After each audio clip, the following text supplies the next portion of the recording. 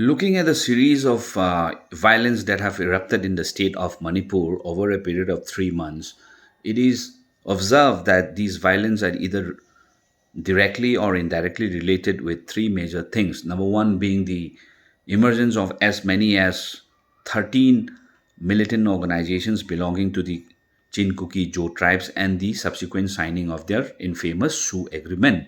It is a well known fact that after having put in place the Sioux Agreement, the area under poppy cultivation has increased manifold. Manipur, for that matter, has a total size of about 22,327 square kilometer, and poppy is found to have cultivated in the areas mostly dominated by these Chinkuki Jo tribes.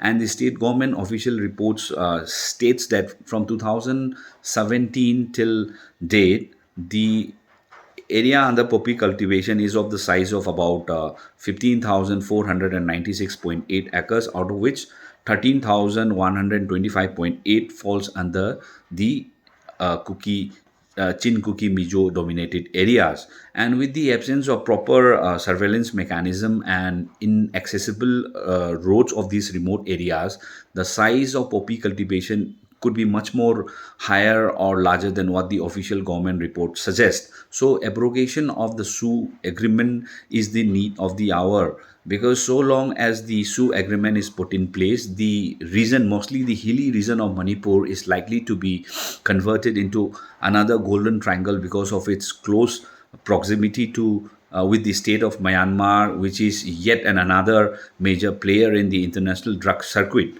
So, abrogation of Sioux agreement is the need of the hour. The second reason being international migration. With the advent of political unrest and civil war prevailing in the neighboring country Myanmar, many immigrants of, for that matter, influx have fled the region, fearing the civil war and the political unrest, and have sought asylum in regions such as Churachandpur, Moreh, and adjoining parts of Manipur. So, international migration has again played an important factor for the violence to get erupted. So, and why are these migrants being given asylum in the state of Manipur? Since many of the heads of these so-called Chinkuki Jo tribes are found to be Myanmar origins, they tend to operate in Manipur as well as in Myanmar.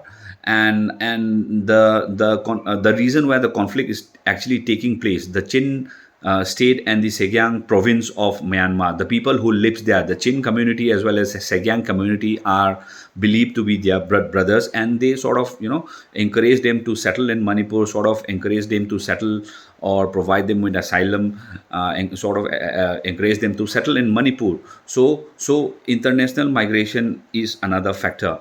Last but not the least, in fact, the most crucial one is narco terrorism, which is the involvement of militant or insurgent groups in drug trafficking. It may be seen as an attempt of drug traffickers to intervene into the policies of the government or the society through the use of violence, and to hinder the enforcement of any anti-drug laws with the use of such violence. So, narco terrorism has to be clearly looked into, and it has to stop, because if this is not prevented or well rooted out in time, it has the capacity to hamper or to destroy a very society, in fact wiping out the civilization or history of a particular civilization. So narco terrorism is seen as an another known traditional threat to the national security, because it is not only hampering or destroying the very political or social fabric